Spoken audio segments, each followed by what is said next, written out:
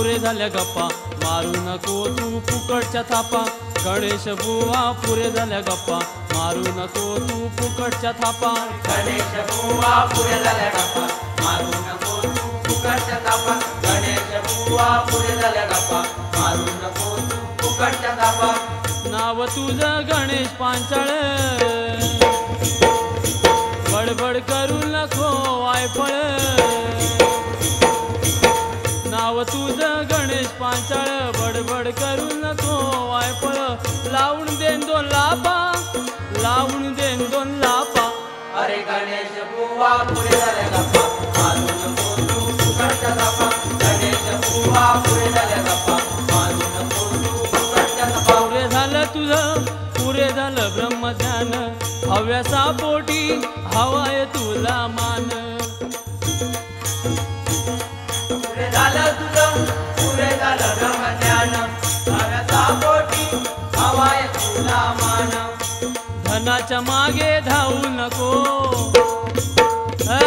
बुवा आता ऐका मगाशी बुवा सांगत होतो प्रथम नामस्मरण गणेशाचे करावे म्हणून परंतु बुवा मी भाजनाला माझ्या सुरुवात केली ती गणपतीच्या नामस्मरणानेच केली आहे काय हो बुवा माझं भजन चालू असताना तुमचं लक्ष कुठे होतं हो काय झोपा काढत होतास की काय बुवा मी गजर घेतला त्याच्यामध्ये सुद्धा सुरुवातीलाच म्हणालोय की हे अवतार भगवंताचेच आहेत परंतु बुवा त्या भगवंताची त्या गणेशाची ओळख करून घेण्यासाठी सद्गुरूला शरण जावं लागतं परंतु ह्याचं वेगळं हो कारण ह्याला गणपतीची आठवण फक्त चतुर्थीलाच येते इतर वेळी येत नाही त्यावेळी काय असतं एका रात्री 10 15 बाऱ्या करायच्या कमाईची गोष्ट असते ना ती धनाची म्हणून म्हणतोय धनाच्या मागे धावू नको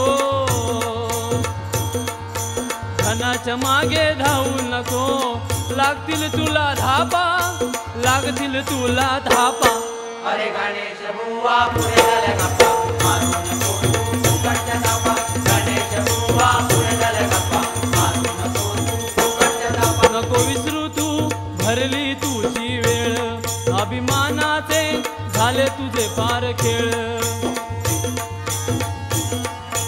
विसरू तू भरली तुझी वेळ अभिमानाचे झाले तुझे पार खेळ हरिभजनात हो तल्लीन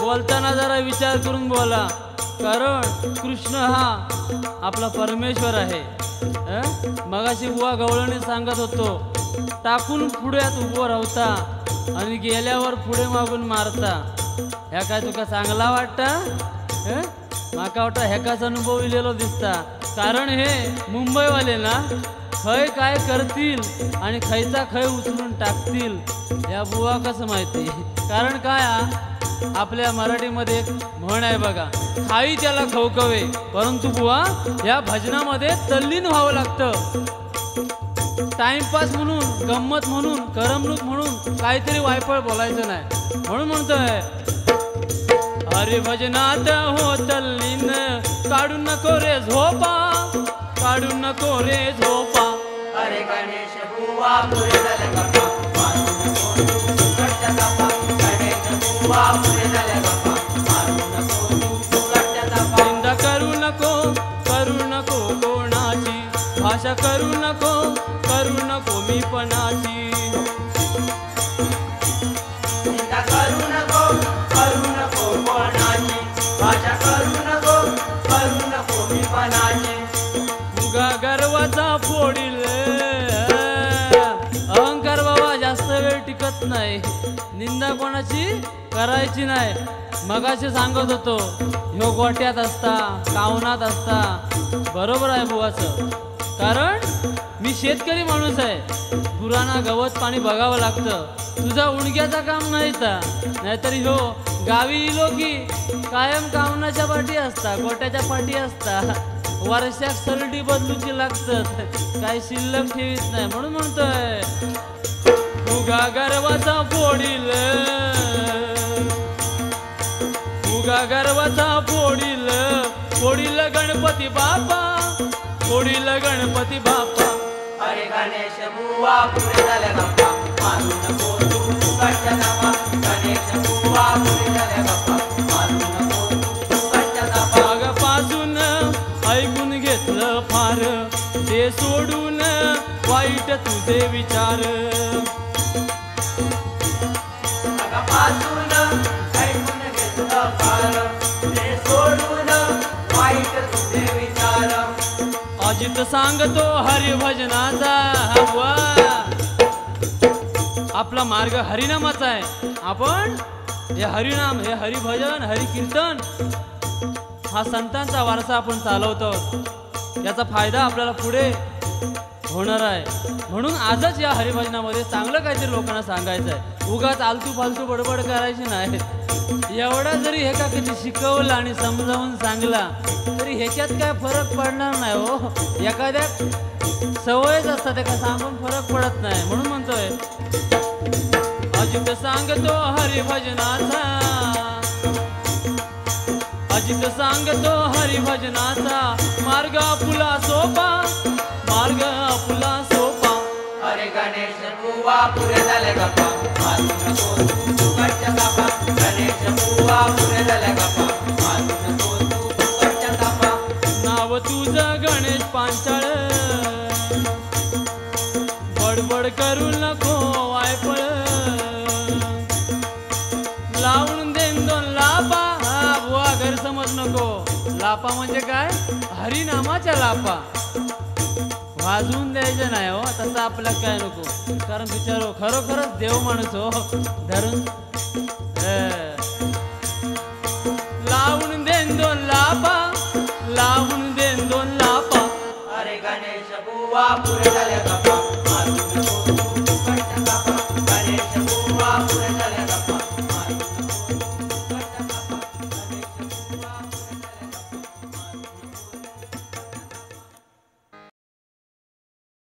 नको. भारुड आहे शिवपुराणातली कथा इंद्राची व्यथा. या ठिकाणी नारद मुनींनी कशा प्रकारे युक्ती करून उन्मत्त झालेल्या त्या कंकालकेतू राक्षसाचा वध कशा प्रकारे करून घेतला ते ऐका.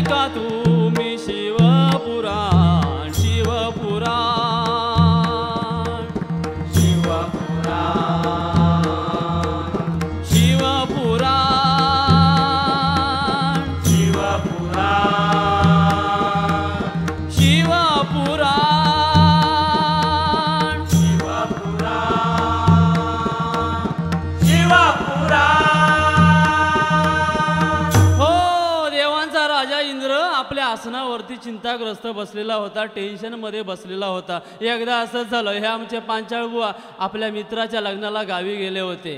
परंतु ते टेन्शनमध्ये होते कारण त्यांच्या खिशामध्ये पैसे नव्हते. झालं लग्न पार पडलं. खायला वाटल्याच्या नंतर याला काय ते खाणं मिळालं नाही. लाडू आपले काय होते ते. परत हा बुवा टेन्शनमध्ये आला. जेवणाचा कार्यक्रम सुरू झाला. ह्याला काय पंक्तीमध्ये बसायला मिळायचं नाही. बुवा टेन्शनमध्ये कसं कसं करून ह्या शेवटी बसला पंक्तीमध्ये. परंतु ह्याला काय टेन्शनमध्ये काय सुचायचं नाही. तो रागाला आला बुवा. त्याने काय केलं खिशातून एक पत्रिका बाहेर काढली लग्नाची त्या आणि वाचलं तर खाली काय होतं की सर्व व्यवस्था व्यवस्थापकाकडे राहील. आता असं वाचल्याबरोबर त्याला राग आला हो. आपल्या गावी पद्धत आहे बघा. जेवणाच्या पंक्तीमध्ये श्लोक म्हणण्याची पद्धत आहे बघा. आता ह्या बुवाने पण जोर केला. बुवा म्हणतात बघा कडा तो कडा आहे उंच टेकडीचा व्यवस्थापक आहे पक्का भोसडीचा हरा हरा एवढं बोलल्याबरोबर सगळे लोक जमा झाले आणि त्या बुवाला झोडला. परत बुवा टेन्शन मध्ये. तर असा हा इंद्रदेव आपल्या सिंहासनावरती चिंताग्रस्त बसलेला होता. एवढ्यामध्ये नारद मुनी त्या ठिकाणी आले आणि नारद मुनीनं पाहिलं. नारद मुनी म्हणतात, अरे देवांचा राजा इंद्र, तुला एवढी चिंता कसली लागली, काय झालं ते मला सांग. आसनावर चिंता तुर का बसलेला, अरे इंद्र देवा काय झालं तुला. आसनावर चिंता तुर का बसलेला, अरे इंद्र देवा काय झालं तुला. आसनावर चिंता तुर का बसलेला, अरे इंद्र देवा काय झालं तुला. आसनावर चिंता तुर का बसलेला, अरे इंद्र देवा काय झालं तुला. अरे डोक्यात विचार हाय कसला, डोक्यात विचार हाय कसला, अरे अडचण काय अशी सांग मला. आसनावर चिंता तुर का बसलेला, अरे इंद्र देवा काय झालं तुला. आसनावर चिंता तुर का बसलेला, अरे इंद्र देवा काय झालं. काय झालं ते मला सांग. त्यावेळी इंद्रदेव म्हणतोय, पाताळातील चंपावती नगरीचा अधिपती कंकाल केतू राक्षस हा पृथ्वीवरील प्रजेला आणि स्वर्गातील देवतांना छळत आहे. म्हणून त्याचा निपात कसा करावा हेच मला काही सुचत नाही. तेव्हा आपणच काहीतरी युक्ती काढून या राक्षसाचा नाश होईल असं काहीतरी करा. सांगा हो मुनिराया, सुचवा इंद्राला या, कंकाल केतू राक्षसाला मारायचा कसा. करतो हा विचार, हा विचार, हा विचार, करतो हा विचार, हा विचार, हा विचार. सांगा हो मुनिराया, सुचवा इंद्राला या, कंकाल केतू राक्षसाला मारायचा कसा. सांगा हो मुनिराया, सुचवा इंद्राला या, कंकाल केतू राक्षसाला मारायचा कसा.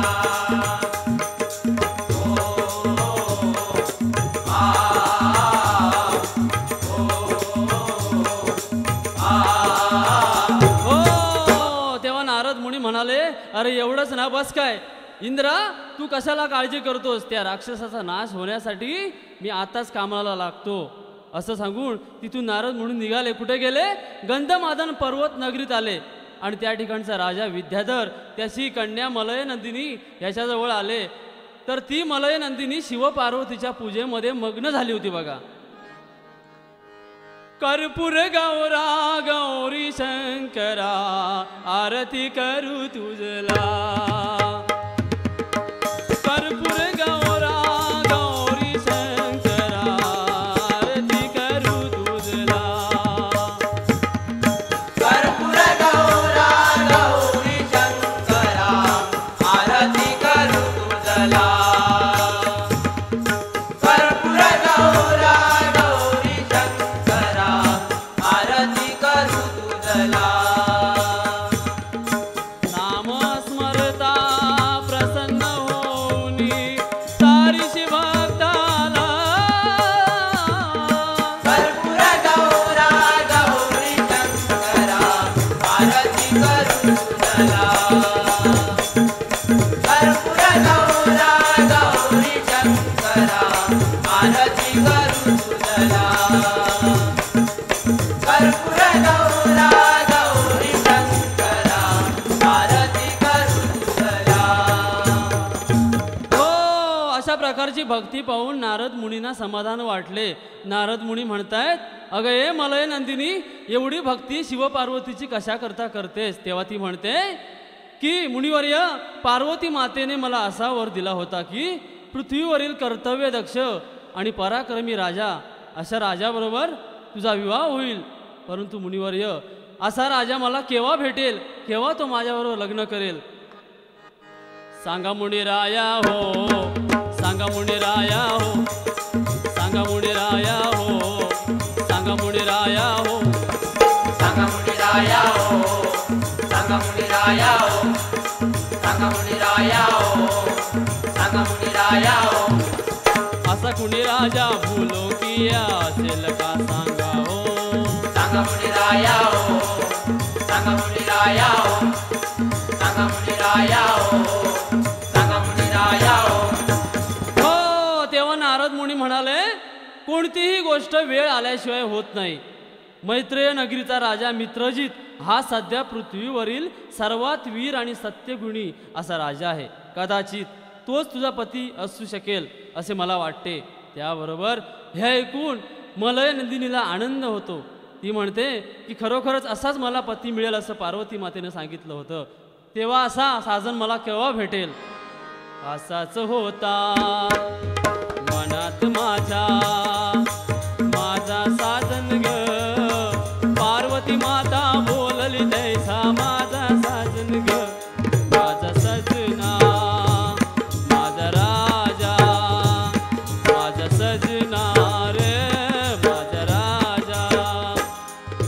वराची पुरती माता पार्वती आई कधी ग तू धाव घेशी अन माझी इच्छा पुरी करशी. असाच होता मनात माझ्या माझा साजन ग, पार्वती माता बोलली तैसा माझा साजन ग, माझा सजना माझा राजा माझा सजना र माझा राजा. हो, नारद मुनी म्हणताय तू काय चिंता करू नको, तुझ्या मनासारखं होईल, तुझा साजन तुला मिळेल. आता हे ऐकून मलय नंदिनीला आनंद होतो. ती मनापासून त्या राजावरती प्रेम करते बघा. आणि नंतर नारद मुनी तिथून सटकले. हो, ते कंकालकेतू राक्षसाजवळ आले आणि त्या राक्षसाचे गुणगान गाऊ लागले. हे कंकालकेतू राक्षसा, तुझ्यासारख्या वीराला पत्नी म्हणून गंधमादन नगरीतील राजकन्या मलय नंदिनी हीच तुझी पत्नी शोभेल. तिच्यासारखी सुंदरी या त्रिलोकामध्ये नाही. तेव्हा तू लवकरच जा आणि तिच्याबरोबर विवाह कर, नाहीतर ती दुसऱ्याच्या गळ्यामध्ये पडेल. हे नारद मुनींचे बोल ऐकून कंकालकेतू राक्षसाला त्या राजकन्याचा मोह सुटला बघा. तिला प्राप्त करण्यासाठी तयार झाला आणि नारद मुनींना काय म्हणतोय बघा. ओ मुनिराया तुम्हा सांगतोया, तिथं जाऊन या तिला मग्न घालतोया. तुम्ही हो खरं सांगताय काय, बघतो सांगून ऐकते काय, नाहीतर तिला पळवणार आज, नाहीतर तिला पळवणार आज. ओ मुनिराया तुम्हा सांगतोया, तिथे जाऊन या तिला मग्न घालतोया. तुम्ही हो खरं सांगताय काय, बघतो सांगून ऐकते काय, नाहीतर तिला पळवणार आज, नाहीतर तिला पळवणार आज, नाहीतर तिला पळवणार आज. हो, कंकालकेतू राक्षस नारद मुनींना म्हणतोय ती राजकन्या जर माझ्या बरोबर लग्नाला तयार झाली नाही तर म्हणाले आज तिला पळवून आणणार. झालं, कंकालकेतू तिथून निघाला सुद्धा. तिकडे काय झालं, मलय नंदिनी आपल्या मैत्रिणी बरोबर खेळत असताना त्या ठिकाणी कंकालकेतू राक्षस गेला आणि तिच्याबरोबर प्रेमाने बोलतोय बघा. गोड गोड बोलतोय की हे राजकन्ये, मी चंपावती नगरीचा राजा आहे, माझ्याबरोबर विवाहासाठी तयार हो, मी तुला सुखात ठेवेन. काय म्हणतोय बघा. प्रीतम्मा प्रीतम्मा हो माझी प्रीतम्मा, प्रीतम्मा प्रीतम्मा हो माझी प्रीतम्मा. प्रीतम्मा प्रीतम्मा हो माझी प्रीतम्मा, प्रीतम्मा प्रीतम्मा हो माझी प्रीतम्मा. माझ्या जीवाची राणी का ग होशी तू प्रीतम्मा. प्रीतम्मा प्रीतम्मा प्रीतम्मा हो माझी प्रीतम्मा. चल उठ. प्रीतम्मा प्रीतम्मा हो माझी प्रीतम्मा. जरी मी दिसलो साधा तरी आहे हिंमत माझी भारी है बुवा. जरी मी साधा दिसलो तरी माझ्या भोळेपणाचा फायदा घेऊ नकोस. हो, जरी मी दिसलो साधा तरी आहे हिंमत माझी भारी. काही दिवसांनी होईल माझी दुनिया ही ग सारी. हे त्रिखंडाचा राजा बघायचा आहे काय, हे त्रिखंडाचा राजा होईन सारे घाबरतील अम्मा.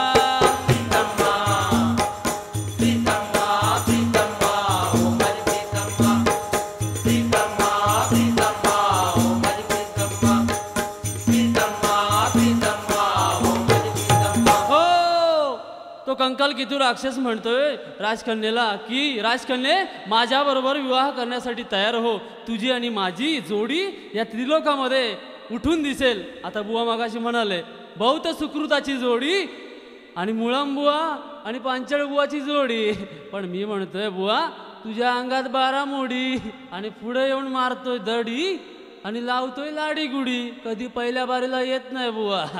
हा तेव्हा राजकन्या माझ्याबरोबर लग्नाला तयार हो. परंतु ती राजकन्या काही तयार होत नाही. तिला या राक्षसाचा राग येतोय. ती म्हणते की तुझ्यासारख्या राक्षसाबरोबर विवाह करण्यापेक्षा मी आत्महत्या करीन, जा आलास तसा चालता हो. आता एवढं बोलल्याबरोबर त्या कंकाल केतू राक्षसाला संताप येतो आणि त्या रागाच्या भरामध्ये बळाचा वापर करून त्या राजकन्येला पळवतोय बघा, आपल्या राज्यामध्ये नेऊन बंदिस्त खाण्यामध्ये बंद करून ठेवतो.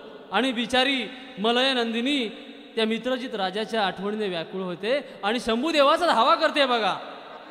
धावा हो देवा मला वाचवा, शंभूदेवा मला सोडवा.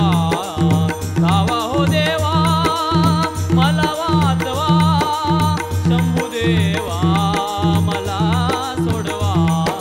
धावा हो देवा मला वाचवा, शंभूदेवा मला सोडवा. धावा हो देवा मला वाचवा, शंभूदेवा मला सोडवा. ओम शिवाय नमः, ओम शिवाय नमः, ओम शिवाय नमः, ओम शिवाय नमः. हो, अशा प्रकारे बिचारी मलय नंदिनी शंभूदेवाचा धावा करते. परंतु इकडे नारद मुनी एकदम खुशीमध्ये हो. ते म्हणतायत मी जी युक्ती केली त्या युक्तीला आता चांगलाच रंग भरलेला आहे. क्षणाचा विलंब न करता नारद मुनी मैत्रेय नगरीमध्ये आले. सारी हकीकत मित्रजित राजाला सांगण्यासाठी. बघा काय म्हणतायत. आलो रे आलो रे आलो रे तुला भेटल्या, आलो रे आलो रे आलो रे तुला भेटल्या. आलो रे आलो रे आलो रे तुला भेटल्या, आलो रे आलो रे आलो रे तुला भेटल्या. ओ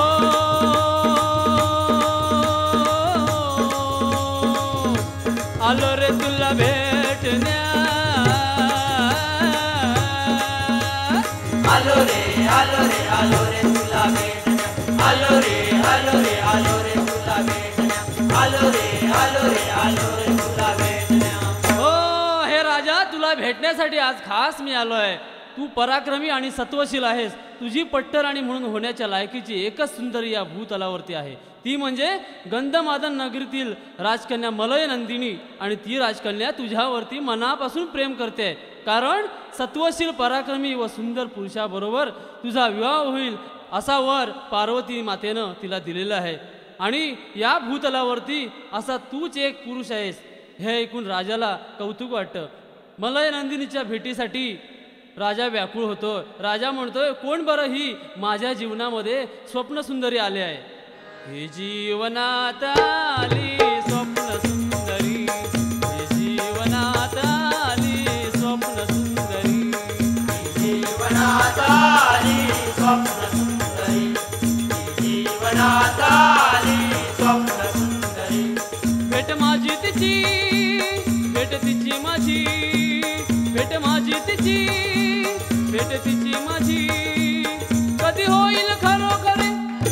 जीवनात आली स्वप्नसुंदरी, जीवनात आली स्वप्नसुंदरी, जीवनात आली स्वप्नसुंदरी. अशा प्रकारची व्याकुळता पाहून नारद मुनी म्हणतायत की हे राजा तू ज्या राजकन्याच्या भेटीसाठी आतुर झालायस त्याच राजकन्येला चंपावती नगरीच्या कंकालकेतू राक्षसाने तिला पळवून नेऊन बंदिस्त केलेले आहे. जर तू त्या राक्षसाचा वध करून तिला मुक्त केलेस तरच ती राजकन्या तुला मिळेल, नाहीतर ती राक्षसाच्या बंदिस्त महालामध्ये झुरून झुरून मरून जाईल. आता हे ऐकून राजा संतप्त झाला. तो म्हणतोय की नारद मुनी त्या राक्षसाला मी सोडणार नाही, ह्याला मी सोडणार नाही, त्याचा वध केल्याशिवाय माघारी येणार नाही असं वचन देऊन आपलं सैन्य घेतलं आणि चंपावती नगरीवरती चाल केली. आणि त्या ठिकाणी कंकालकेतू राक्षसाचं आणि मित्रजित राजाचं दोघांचं घनघोर युद्ध झालं बघा. घनघोर युद्ध सुरू झाले, घनघोर युद्ध सुरू झाले, सुरू झाले व युद्ध सुरू झाले, सुरू झाले व युद्ध सुरू झाले, सुरू झाले व युद्ध सुरू झाले. घनघोर युद्ध सुरू झाले, घनघोर युद्ध सुरू झाले, सुरू झाले व युद्ध सुरू झाले, सुरू झाले व युद्ध सुरू झाले, सुरू झाले व युद्ध सुरू झाले. कंकाल केतू मित्र जित या दोघांचे युद्ध सुरू झाले, या दोघांचे युद्ध सुरू झाले, या दोघांचे युद्ध सुरू झाले.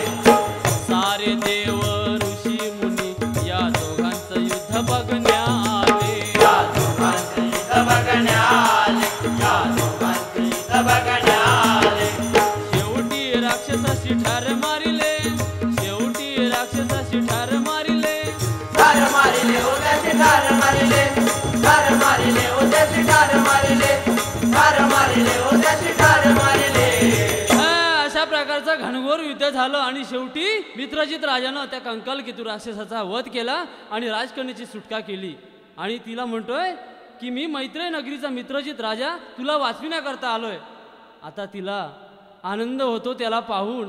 ती मनामध्ये म्हणते की शंभूदेवाने माझी हाक ऐकली म्हणून हा राजा माझा साजन मला सोडविण्याकरता आलाय.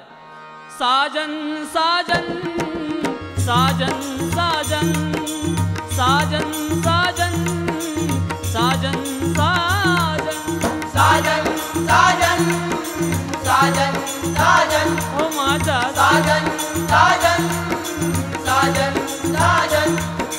होऊन प्रसन्न शंभुदेवान करण्या रक्षण धाडिले म्हणून या राजन सोडविण्या आला माझा साजन. साजन साजन साजन साजन ओ माझा साजन साजन साजन साजन ओ माझा साजन साजन साजन साजन. अशा प्रकारे ती आनंद व्यक्त करते. आणि त्या ठिकाणी शंभूदेव, पार्वती, नारद मुनी, इंद्रदेव हे प्रगट झाले.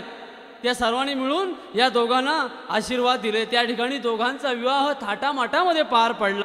आणि नारद मुनी इंद्राला म्हणतायत आता तरी तुझी चिंता दूर झाली ना. त्याबरोबर इंद्र हसला आणि म्हणाला की खरोखरच नारद मुनी तुम्ही एवढं घडून आणलं म्हणून माझी चिंता, माझी व्यथा दूर झाली.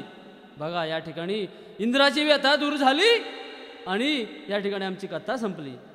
संपली ही कथा इंद्राची व्यथा, संपली ही कथा इंद्राची व्यथा, संपली कथा इंद्राची व्यथा, संपली कथा इंद्राची व्यथा.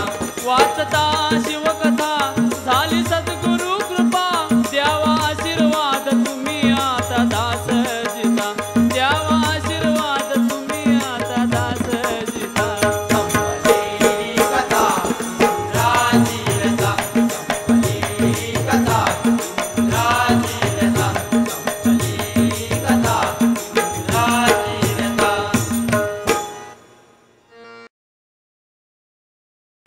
गणपती बाप्पा मोरया, मंगलमूर्ती मोरया, गणपती बाप्पा मोरया, मंगलमूर्ती मोरया, गणपती बाप्पा मोरया, मंगलमूर्ती मोरया, गणपती बाप्पा मोरया, मंगलमूर्ती मोरया, गणपती बाप्पा मोरया, मंगलमूर्ती मोरया. गणपती बाप्पा मोरया.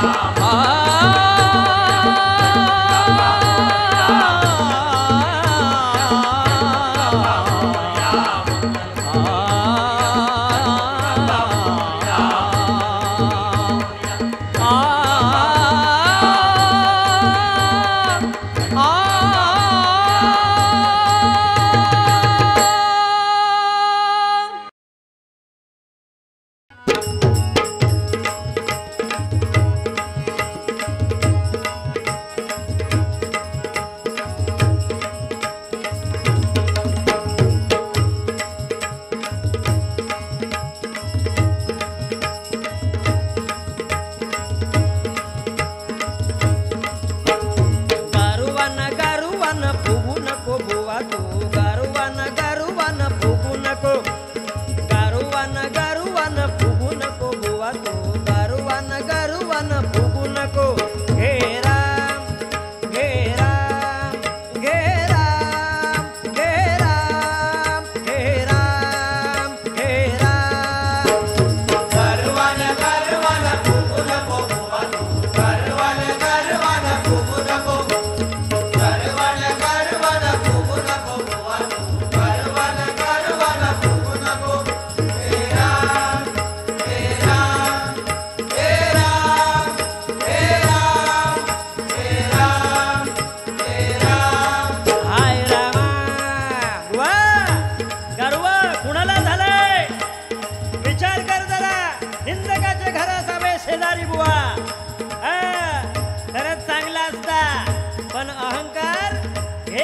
मुखात राम म्हण म्हणजे तुझा अहंकार दूर होईल.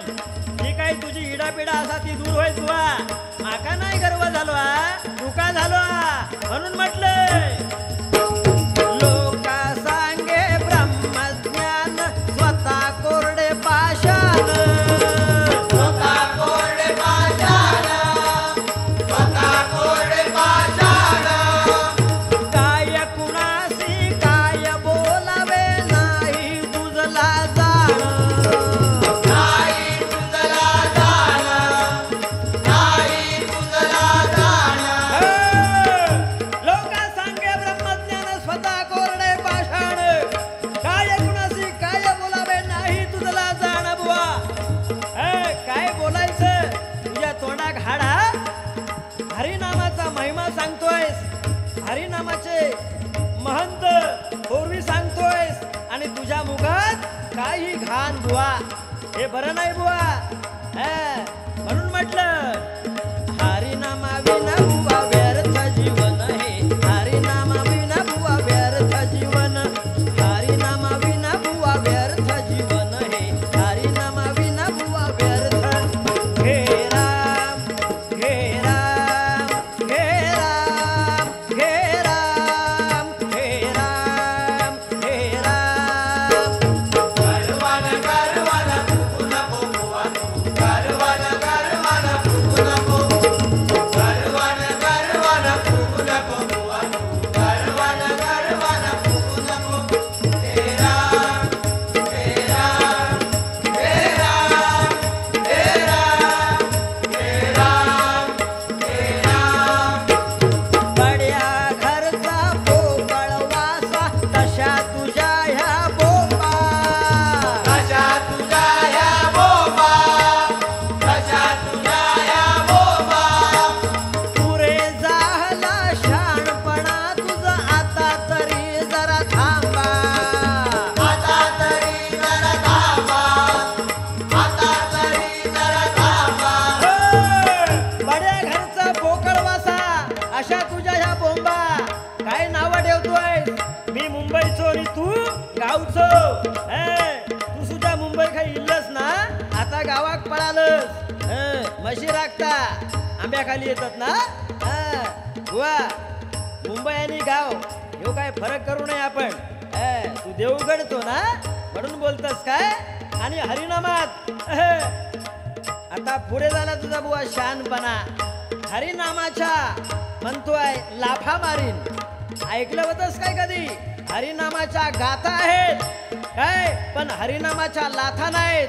पण मी आता बुवा तुझी काढताय कापा. कशी ती बघ. तुका काय वाटला मी सुद्धा गावचोच असे. मुंबईत येऊन दादागिरी करतस.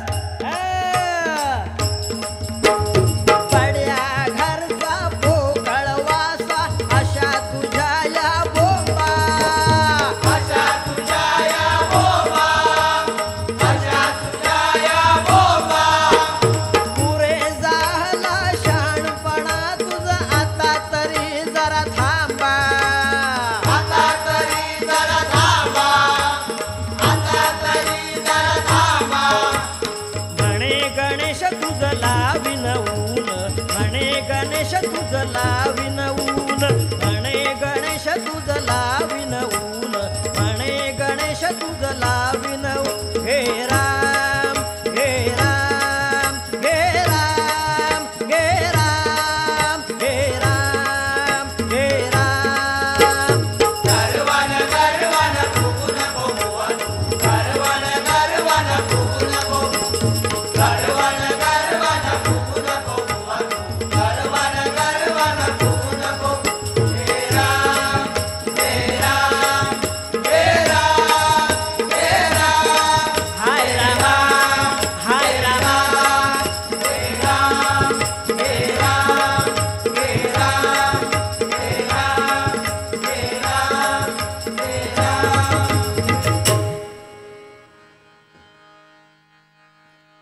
हो भारुडाचे नाव आहे मोरगावचे मयुरेश्वर. मोरगावचे मयुरेश्वर मोरगावचे श्री मयुरेश्वर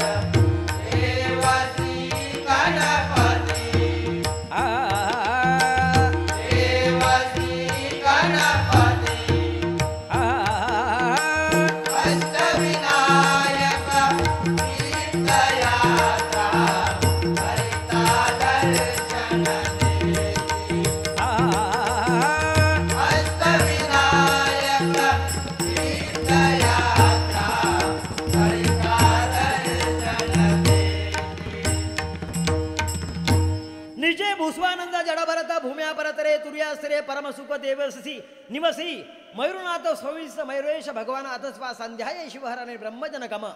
बुवा तुका ह्याच्यातला काय समाजला काय डोक्याच्या वरसून गेला ऐक. हे मोरगावच्या मयुरेश्वरा तू जडभुरीत म्हणूनच्या भूस्वानंद अशा नावाने ओळखला जाणाऱ्या तसेच निर्गुण प्रणवाकृती स्वयंभू अवस्थेश शंभू महादेवांना ब्रह्मानंद देणाऱ्या ह्या भक्तांसहित ह्या अजित बुवांचा आणि ह्या गणेश बुवांचा भजन मंडळी सहित साष्टांग नमस्कार. हे देवगडच्या हापूस आंब्या आता मी तुझा बघतोय. काय झालं पहा. गंडकी नामक नगरीत राजा चक्रपाणी राज्य करत होता. राजा राणी अतिशय दुःखी होते. पण एक दिवस राणी आपल्या राजाला म्हणते आहे हृदयी धरा बोध खरा हृदयी धरा बोध खरा हृदयी धरा बोध खरा संसारी शांतीचा झरा संसारी शांतीचा झरा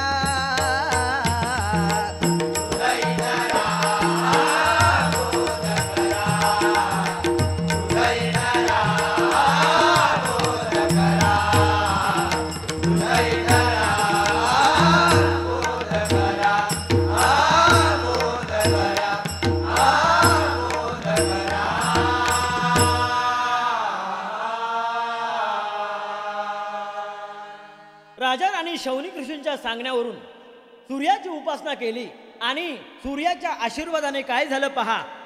राणी उग्रा राहिली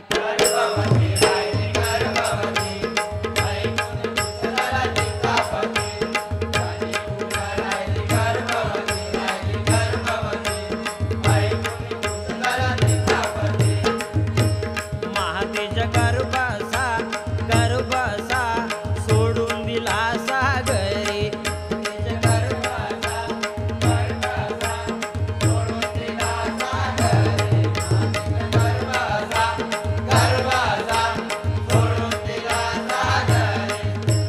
गोरी पोरी मांडवा खाली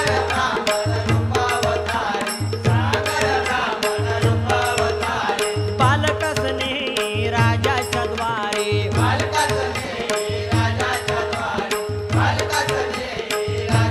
महातेच्या गर्भासा गर्भासा सोडून दिला सागरी महातेच्या गर्भासा गर्भासा सोडून दिला सागरी महातेच्या गर्भासा गर्भासा सोडून दिला सागरी. महातेजसा गर्भ तो राणीने समुद्रामध्ये सोडला आणि सागराने ब्राह्मणाचा रूप घेऊन राजाच्या महाली आणून पोहोचविला. मग त्याचं नाव ठेवलं पहा सागरामध्ये बाळ जन्मला म्हणून सिंधू नाव ठेविला. सागरामध्ये बाळ जन्मला म्हणून सिंधू नाव ठेविला. वंशवेलीचा दीप लाविला राजा चक्रपाणी आनंदी झाला. वंशवेलीचा दीप लाविला राजा चक्रपाणी आनंदी झाला. वंशवेलीचा दीप लाविला राजा चक्रपाणी आनंदी झाला. जो बाळा जो रे जो बाळा जो रे जो बाळा जो रे बघा त्याचं नाव ठेवलं. सागरामध्ये जन्म झाला म्हणून त्याचं सिंधू असं नाव ठेवलं. सिंधू पुत्र हळूहळू मोठा झाला बघा आणि तोही सूर्याची उपासना करायला लागला. जवळजवळ 2000 वर्ष सूर्याची उपासना केली आणि सूर्यदेव प्रसन्न झाले. म्हणाले काय हवे. हा म्हणतोय मला अमरत्वाचा वर पाहिजे. मग बघा सूर्यदेवानी वर कसा दिला. प्रसन्न झाले नारायण देई अमृताचे भोजन. प्रसन्न झाले नारायण देई अमृताचे भोजन. उदरामध्ये करशील धारण येणार नाही तुला मारण. उदरामध्ये करशील धारण येणार नाही तुला मारण.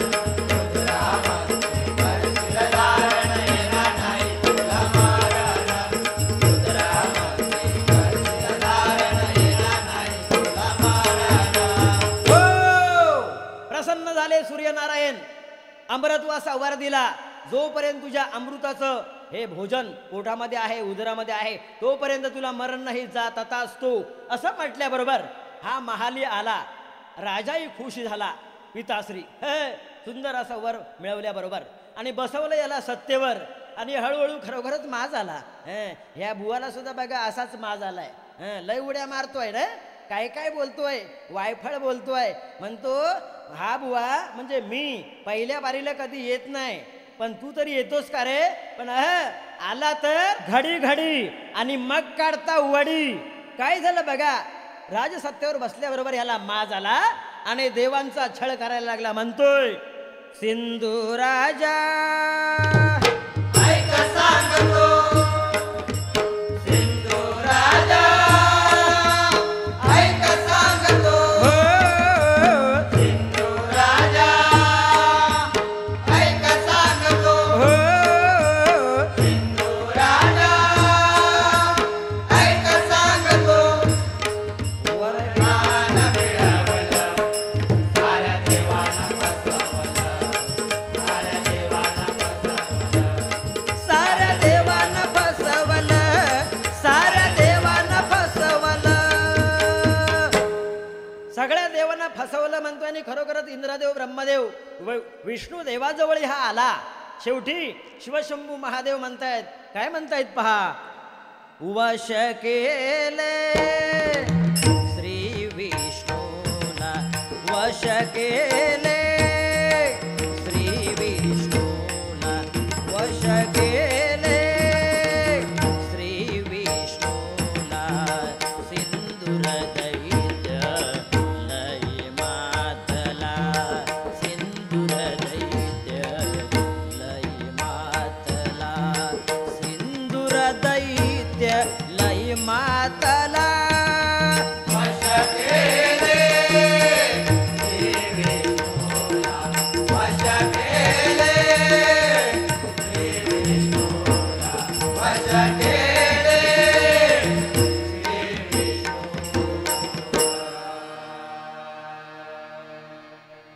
श्री श्री विष्णूला सुद्धा त्याने वश केलं. पार्वतीला सांगताय शंभूदेव. आणि खरोखरच कैलास पर्वतावरती सुद्धा तो आला.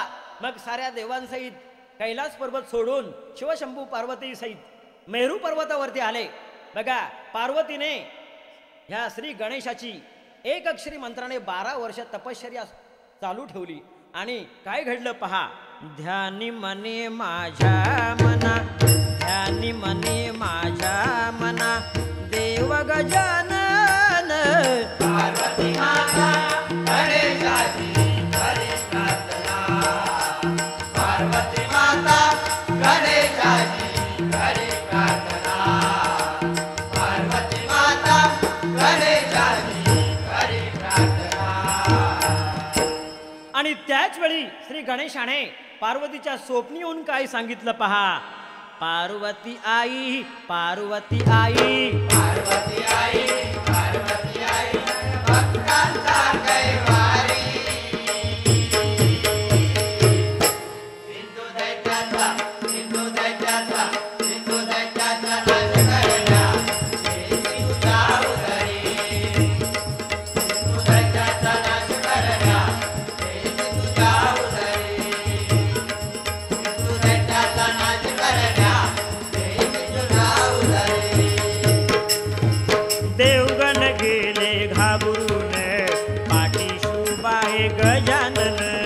पाठीशी गजानन, पाठीशी गजानन.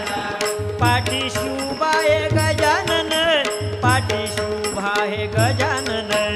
पार्वती आई सर्व भक्तांचा कैवारी. सिंधू दैत्याचा, सिंधू दैत्याचा, सिंधू दैत्याचा नाश करण्या, देवी तुझ्या उदरी. सिंधू दैत्याचा नाश करण्या, देवी तुझ्या उदरी. सिंधू दैत्याचा नाश करण्या, देवी तुझ्या उदरी. हो, पार्वती खुश झाली. स्वप्नी येऊन सांगितलं की मी त्या दैत्याचा नाश करणार आहे, तुझ्या मी उदरी जन्म घेणार आहे. असं म्हटल्याबरोबर पार्वती खुश झाली आणि सारे देवही खुश झाले. बघा काय म्हणतायत पहा. आता कोठे धावे मन, आता कोठे धावे मन, ही गणेशाची आठवण, ही गणेशाची आठवण, ही गणेशाची आठवण.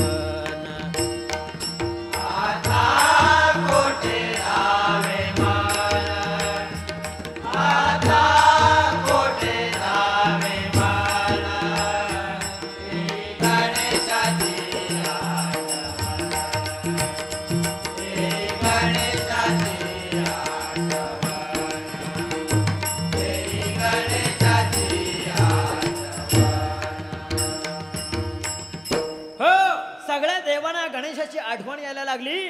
सगळे देव म्हणतायत पहा, धाव रे गजानना, आता धाव रे गजानना, धाव रे गजानना, आता धाव रे गजानना, धाव रे गजानना, आता धाव रे गजानना.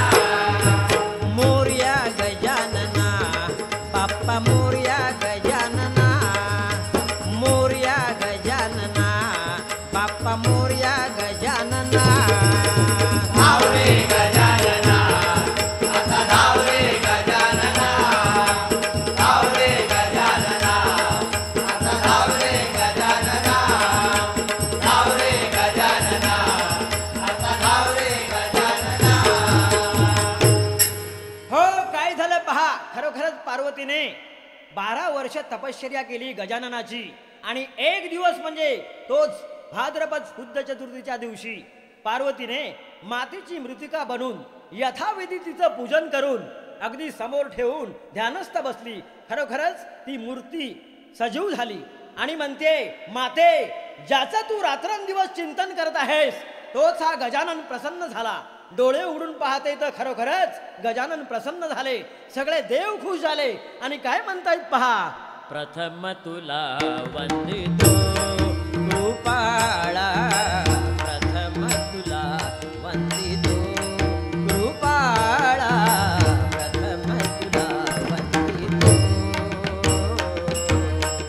गजानना गणराया,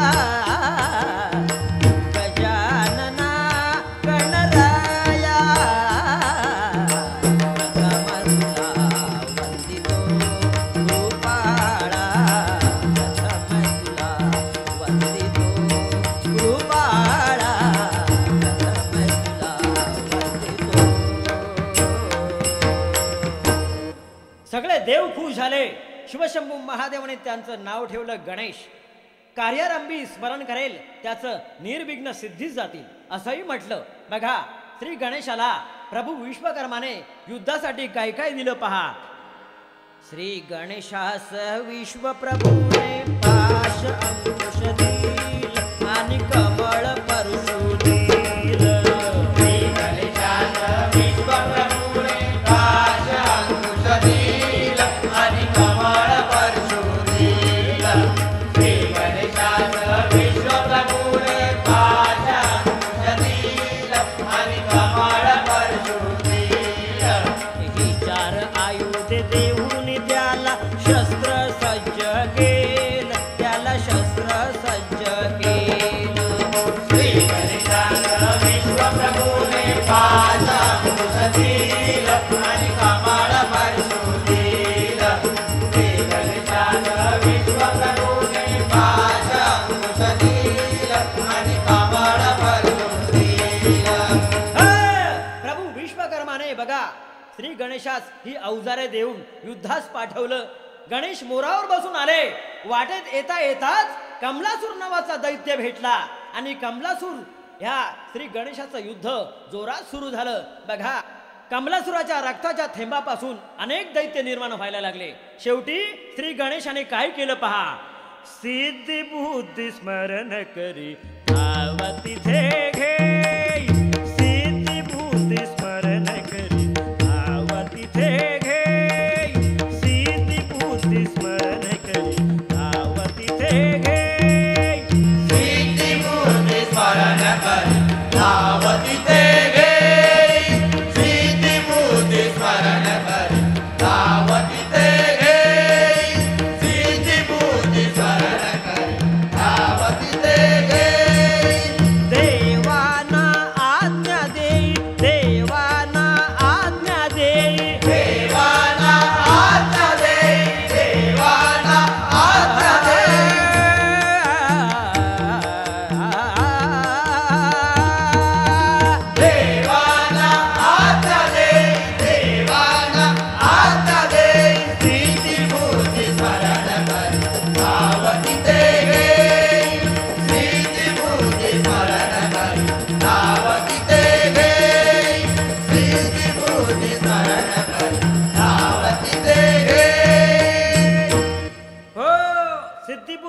नामस्मरण केल्याबरोबर दोघही उपस्थित झाले.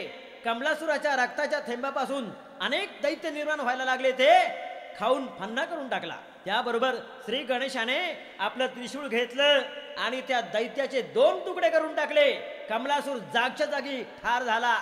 खरोखरच श्री गणेशाने पुढे पुष्पदंत, वीरभद्र आणि आपल्या सर्व गणांना घेऊन गंडकी नामक नगरीत आला. तिथे आल्याबरोबर राजा सिंधू त्यालाही बातमी समजली, गणेश आपला युद्धासाठी आला. त्याबरोबर तो काय म्हणतोय पहा. सार सैन्य सामुग्री घेऊन द्या किर, मला बिलडायला येऊ द्या. सार सैन्य सामुग्री घेऊन द्या किर, मला बिलडायला येऊ द्या. सार सैन्य सामुग्री घेऊन द्या किर, मला बिलडायला येऊ द्या. सार सैन्य सामुग्री घेऊन द्या किर, मला बिलडायला येऊ द्या. कोण आहे हा देव गजानन, ठाऊ आहे का माझं वरदान. हाती नाही कुण्या माझं मरण, साऱ्या देवांना पूर्वी पुरेन. नाही भिणार कुणाच्या बापाला. सार सैन्य सामुग्री घेऊन द्या किर, मला बिलडायला येऊ द्या. सार सैन्य सामुग्री घेऊन द्या किर, मला बिलडायला येऊ द्या. सार सैन्य सामुग्री घेऊन द्या किर, मला बिलडायला येऊ द्या. हो, सिंधू दैत्य आणि गणेश दोघेही जवळजवळ आले. गणेश म्हणतायत, काय माझं राज्य वैभव आणि देवांना बंदिस्त ठेवलेलं मुक्त कर आणि तू आपला निघून जा. हा काय तसा व्हायला तयार नाही, म्हणतोय काहीच मिळणार नाही. असं म्हटल्याबरोबर श्री गणेश काय म्हणतायत पहा. तुझी लई दादागिरी येईल तुझ्या तिउरी, हवी कशाला तुझी हुशारी. तुझ्या मरणाची पाळी देऊ नको हाती टाळी, कर लढायची रे तयारी.